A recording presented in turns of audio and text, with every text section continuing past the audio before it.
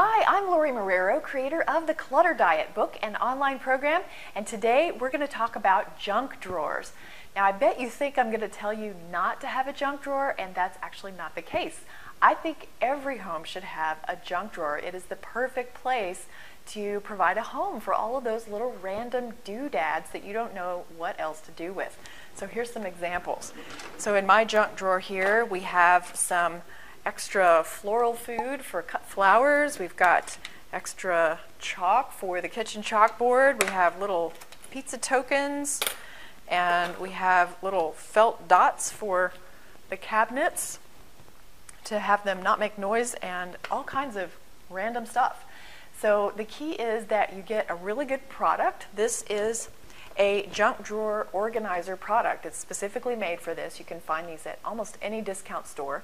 It has 2 layers. That really makes a lot of sense for me. I like this tray that you can lift out and then you can slide it back and forth, so you get a lot more usable space out of this drawer. It also comes with a bunch of labels for common junk drawer items, so that's really helpful when you're trying to just get it really nice and organized. So there are a few guidelines of things not to do with a junk drawer. First, you don't want to have a lot of things in here that have a home somewhere else. So if you find a clothespin, don't just toss it in the junk drawer because it's convenient. Take that clothespin into the laundry room and put it with the other clothespins. But if you have these random items like I'm talking about, this is the perfect place to put those. The second rule is that you don't want to have a lot of stuff in here that you haven't used for a year or 2.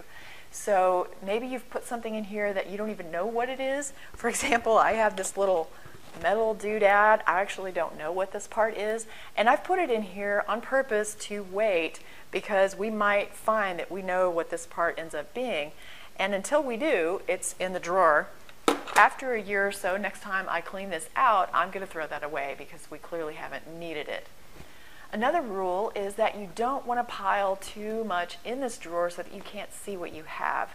As we talk about all the time in the videos, visibility is one of the primary goals of any organizing project. So you want to make sure everything is very visible. That's why I like this second layer tray, so that you can, gain that visibility by just pulling that tray out.